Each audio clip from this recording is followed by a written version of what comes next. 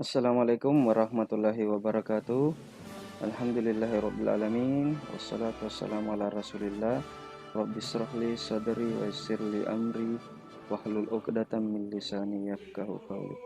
Baik, ananda sekalian, kembali kita bertemu dalam pelajaran sejarah Indonesia untuk kelas 12. Pada kesempatan kali ini kita sudah berada di bab yang kedua tentang kehidupan politik dan ekonomi Indonesia pada masa awal kemerdekaan, masa demokrasi liberal, dan masa demokrasi terpimpin.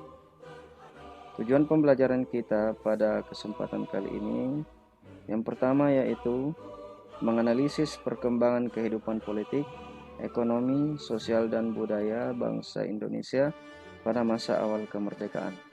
Kemudian menganalisis perkembangan kehidupan politik, ekonomi, sosial, dan budaya bangsa Indonesia pada masa demokrasi liberal. Dan yang terakhir, menganalisis perkembangan kehidupan politik, ekonomi, sosial, dan budaya bangsa Indonesia pada masa demokrasi terpimpin. Nah, pada bab ini kita akan mempelajari tentang konsep demokrasi, yang dimana Indonesia merupakan salah satu negara yang menjunjung tinggi demokrasi. Saat ini, Indonesia dianggap sebagai negara yang terbaik dalam melaksanakan demokrasi. Sebagaimana telah kita pahami, terdapat dua macam bentuk demokrasi, yaitu demokrasi langsung dan demokrasi perwakilan atau tidak langsung. Sejak kemerdekaan sampai berakhirnya masa Orde Baru, Indonesia menganut paham demokrasi perwakilan, yang dimana demokrasi perwakilan yang dimaksud di sini adalah pemilihan kepala negara dipilih melalui perwakilan, perwakilan rakyat. Beda dengan sekarang, yang dimana pemilihan kepala negara itu dilakukan secara langsung oleh rakyat. Ini demokrasi langsung. Nah, istilah demokrasi itu sendiri pertama kali diterapkan di Yunani kuno oleh Polis Athena. Dalam demokrasi terdapat prinsip yang dinamakan trias politika.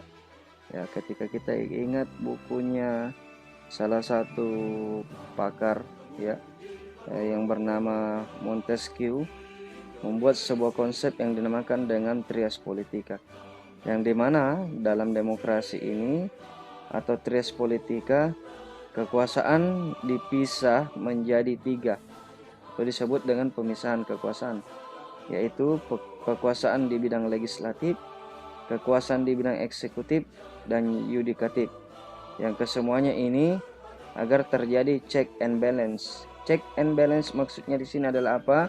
Kekuasaan legislatif yang dimaksud di sini adalah kekuasaan untuk membuat undang-undang, melaksanakan undang-undang untuk eksekutif, dan yudikatif di sini adalah untuk memberikan sanksi terhadap pelanggar undang-undang atau lembaga peradilan. Yang keseluruhannya ini harus terjadi check and balance agar terjadi keseimbangan kekuasaan dalam sebuah negara.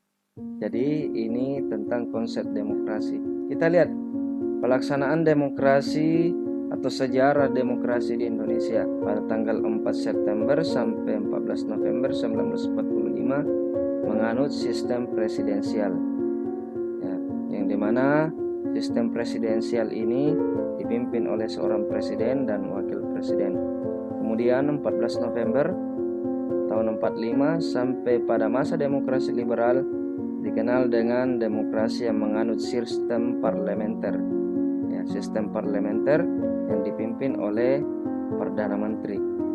Kemudian pada demokrasi terpimpin yang diterapkan pada tahun 59, eksekutif sangat dominan dan adanya konsep Nasakom oleh Presiden Soekarno pada saat itu. Selanjutnya, demokrasi Pancasila pada masa Orde Baru juga eksekutif sangat dominan dan adanya dui fungsi ABRI. Nah, pada masa reformasi sejak tahun 2004, presiden dan wakil presiden dipilih langsung oleh rakyat melalui pemilu. Nah, yang di atas ini 1, 2, 3, dan 4 demokrasi secara tidak langsung, yang artinya pemilihan kepala negara pada saat itu, kepala pemerintahan ya dipilih melalui perwakilan. Nah, ini demokrasi tidak langsung. Dan pada masa reformasi barulah diterapkan demokrasi secara langsung, yaitu kepala negara, kepala pemerintahan, presiden dan wakil presiden dipilih langsung oleh rakyat melalui pemilu. Pada bagian B, tentang perkembangan politik dan ekonomi Indonesia masa tahun 45 sampai 65. Ya, dibagi menjadi 3 fase. Ya, yaitu pada masa awal kemerdekaan, pada masa demokrasi liberal, dan pada masa demokrasi terpimpin. Bagian yang pertama kita bahas tentang masa awal kemerdekaan. Nah, pelaksanaan demokrasi pada masa awal kemerdekaan atau masa perjuangan tahun 45 sampai 50. Nah, kabinet yang pertama dibentuk adalah kabinet presidensial. Masanya pada tanggal 4 September sampai 14 November tahun 45. Nah, tadi dibahas bahwa kabinet presidensial dipimpin oleh seorang presiden dan wakil presiden. Nah, penjelasannya di sini, untuk menghindarkan absolutisme dikeluarkanlah beberapa maklumat.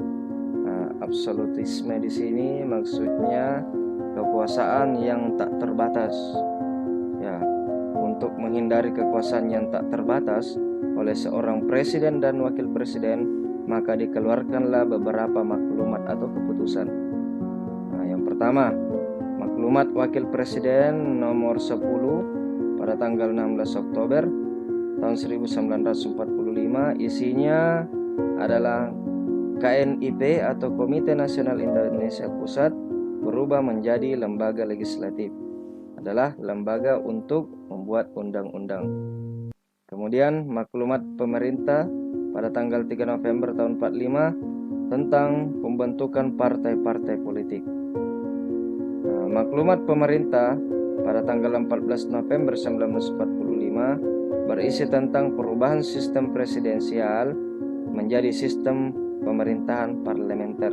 Ya, karena tadi pada masa kabinet presidensial ini setelah dibentuklah partai-partai politik, maka menjadi sistem pemerintahan parlementer.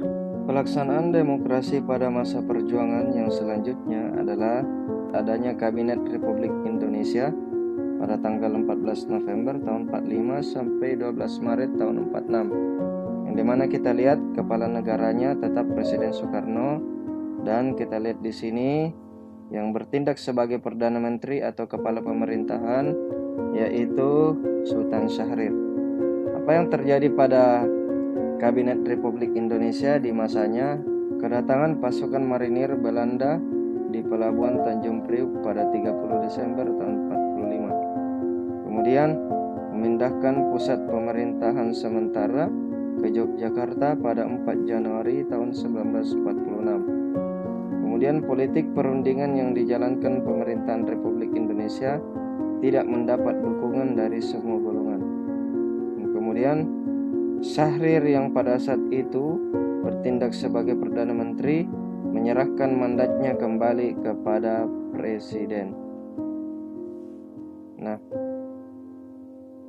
ketika kita melihat skema dari pelaksanaan demokrasi pada masa perjuangan, kita lihat di sini Kabinet Syahrir 2, Kabinet Syahrir 3, kemudian Kabinet Amir Syarifuddin, kemudian Kabinet Amir Syarifuddin 2, ya.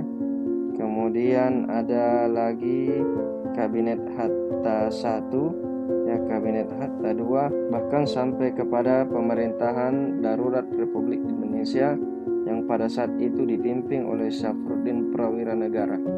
Selanjutnya, beberapa peristiwa penting yang terjadi pada masa pelaksanaan demokrasi masa perjuangan.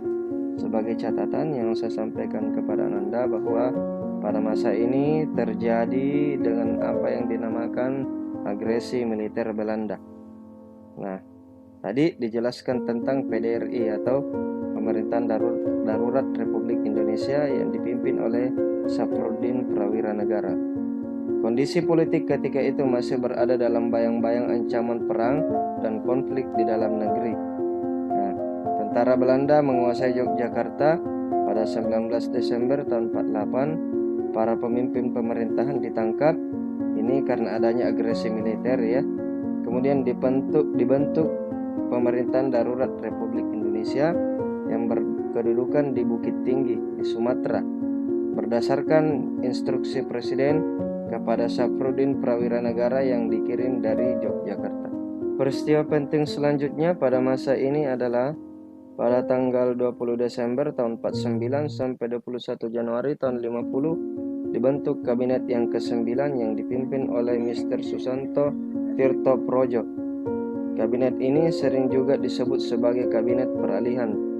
Kabinet ini dibentuk dan mulai bekerja ketika Perdana Menteri Muhammad Hatta bersama dengan menteri-menterinya diangkat menjadi Kabinet Republik Indonesia Serikat pada 20 Desember tahun 1949 sampai 6 September tahun 50. Nah, bagian kedua, masa demokrasi liberal. Apa yang terjadi pada masa ini?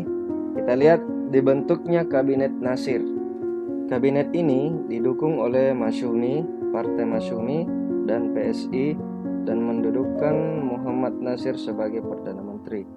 Kabinet Nasir dianggap gagal karena tidak mampu menghadapi pemberontakan yang dilakukan Kartosuwiryo dan menyelesaikan masalah Irian Barat. Ya, pemberontakan yang dilakukan Kartosuwiryo yang dimaksud di sini adalah DITII, Darul Islam Tentara Islam Indonesia. Selanjutnya ada lagi yang dinamakan dengan Kabinet Sukiman. Masanya pada April 51 sampai Februari tahun 52. Kabinet Sukiman didukung oleh koalisi Masyumi dan PNI, Majelis Syuro Muslim Indonesia, dan Partai Nasional Indonesia. Kegagalan Kabinet Sukiman dalam mengatasi gerakan Kartosuwiryo membuat pemerintahannya kehilangan dukungan dari partai politik. Kemudian Kabinet Wilopo. Wilopo menjadi Perdana Menteri dengan kembali didukung oleh koalisi PNI dan Masyumi. Kabinet ini dinilai gagal dalam melaksanakan demobilisasi dengan mengurangi jumlah tentara dari 200.000 menjadi 100.000 dan berkembangnya gerakan separatis membuatnya harus menyerahkan kekuasaan. Gerakan separatis yang dimaksud di sini adalah adanya beberapa golongan yang mau memisahkan diri dengan negara Indonesia, artinya membentuk negara di atas negara. Kabinet Ali Sastroamidjojo pada bulan September tahun 50 sampai Maret tahun 51. Ali Sastroamidjojo menjadi Perdana Menteri atas dukungan penuh dari Partai Nasional Indonesia, Nahdlatul Ulama, dan partai-partai kecil lainnya. Kegagalan dalam masalah Irian Barat dan mengatasi gerakan-gerakan separatis membuatnya harus meletakkan jabatan sebagai Perdana Menteri. Selanjutnya Kabinet Burhanuddin Harahap yang digantikan oleh Burhanuddin Harahap yang didukung oleh koalisi dari Partai Masyumi, PSI, dan NU. Kabinet tidak dapat bertahan lama setelah NU menarik dukungannya pada Januari 1956. Jadi bergonta-ganti kabinet pada masa demokrasi liberal. Pada masa demokrasi liberal ini pula, sejarah mencatat bahwa kebijakan ekonomi pada masa ini ada sebuah istilah yang dikenal dengan gerakan benteng yang diprakarsai oleh Profesor Dr. Sumitro Joyo Hadikusumo, bapak dari Prabowo Subianto. Gerakan benteng didasari oleh gagasan pentingnya mengubah struktur ekonomi kolonial menjadi ekonomi nasional. Program benteng berjalan selama 3 tahun. Hasilnya lebih dari 700-an usaha pribumi memperoleh bantuan kredit dari program ini. Program benteng dinilai gagal karena salah sasaran yang menimbulkan istilah perusahaan Alibaba Kata Ali artinya para pengusaha pribumi, sementara Baba artinya para pengusaha etnis Tionghoa. Selanjutnya bagian ketiga, masa demokrasi terpimpin. Pada masa ini terjadinya kegagalan konstituante dalam membuat undang-undang dasar yang baru, membuat lembaga ini dibubarkan dan membuat Soekarno mengeluarkan dekret presiden serta kembali ke Undang-Undang Dasar tahun 1945. Dalam pidatonya pada peringatan Hari Kemerdekaan 17 Agustus tahun 59, Soekarno menguraikan tentang ide dari demokrasi terpimpin yang dinamakan dengan Manipol atau Manifesto Politik. Dan ideologi ditambahkan kata USDEK yang merupakan akronim dari Undang-Undang Dasar tahun 1945, Sosialisme ala Indonesia, Demokrasi terpimpin, Ekonomi terpimpin, dan Kepribadian Indonesia. Pelaksanaan Dekret 5 Juli tahun 59 mendapat dukungan dari kalangan Kepala Staf Jenderal Nasution yang menginstruksikan kepada seluruh jajaran TNI Angkatan Darat untuk melaksanakan dan mengamankan dekret tersebut. Kita lihat pada masa demokrasi terpimpin pun terdapat beberapa kabinet. Kita lihat kabinet kerja 1, kerja 2, kerja 3, 4, kabinet Dwi Kora 1 dan kabinet Dwi Kora 2. Jadi ketika pada masa demokrasi liberal, kita lihat tadi alurnya terdapat beberapa kabinet-kabinet, apakah itu kabinet Sukiman, kabinet Wilopo, dan lain-lain. Pun dalam demokrasi terpimpin terdapat beberapa kabinet, ya. Nah, semuanya dipimpin oleh Insinyur Soekarno. Beberapa hal penting yang terjadi pada masa demokrasi terpimpin. Yang pertama, kekuatan politik pada masa demokrasi terpimpin berpusat pada 3 kekuatan, yaitu Soekarno, Tentara Nasional Indonesia Angkatan Darat, dan PKI. Ajaran tentang nasionalisme agama dan komunis atau Nasakom yang diciptakan oleh Soekarno sangat menguntungkan posisi PKI. Nah, terjadinya inflasi yang tinggi. Terutama karena mengeluarkan uang dan membiayai penyelenggaraan proyek-proyek mercusuar seperti Games of the New Emerging Force atau Ganevo dan Conference of the New Emerging Force atau CONEFO. Selanjutnya, pembebasan Irian Barat merupakan suatu tuntutan nasional yang didukung oleh semua partai politik dan golongan. Pada September 1961 dikeluarkan Tri Komando Rakyat atau Trikora. Telah melalui perjuangan yang panjang, akhirnya Irian Barat dapat kembali ke pangkuan Indonesia pada tanggal 1 Mei tahun 1963. Kemudian pembentukan poros Jakarta, yaitu Phnom Penh, Hanoi, Peking, dan Pyongyang sebagai poros dari negara-negara anti-imperialisme dan kolonialisme. Selanjutnya, peristiwa penting yang terjadi pada masa demokrasi terpimpin yang juga merupakan bumerang terhadap Presiden Soekarno, yaitu terjadinya peristiwa G30 SPKI pada tahun 65 yang kemudian mengakhiri kekuasaan Soekarno dan sekaligus menandai berakhirnya masa demokrasi terpimpin di Indonesia. Nah, terakhir, beberapa perbedaan dalam pelaksanaan demokrasi liberal dan terpimpin. Dalam hal keterkaitannya dengan masalah kedaulatan rakyat atau kekuasaan rakyat, pada masa demokrasi liberal, kedaulatan rakyat dilaksanakan sepenuhnya oleh DPR atau parlemen. DPR dapat membentuk dan membubarkan pemerintah dan kabinet yang dipimpin oleh Perdana Menteri. Kemudian demokrasi terpimpin, keterkaitannya dengan masalah kedaulatan rakyat, secara normatif konstitusional ditetapkan kedaulatan rakyat berada dan dilaksanakan sepenuhnya oleh MPR, Majelis Permusyawaratan Rakyat. Namun dalam pelaksanaannya, kedaulatan rakyat sepenuhnya berada di tangan presiden. Ya. Selanjutnya, keterkaitannya dengan masalah pembagian kekuasaan. Untuk demokrasi liberal, kekuasaan legislatif lebih kuat jika dibandingkan dengan kekuasaan eksekutif. Kemudian, legislatif dapat memberhentikan eksekutif. Pada demokrasi terpimpin, kedudukan presiden hanya sebagai kepala negara. Ya. Kemudian kekuasaan presiden menjadi sangat dominan.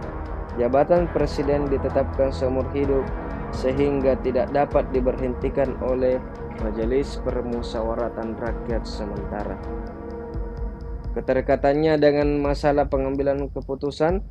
Pada masa demokrasi liberal, semua pengambilan keputusan berada di tangan DPR dengan mekanisme keputusan diambil berdasarkan kepada suara terbanyak.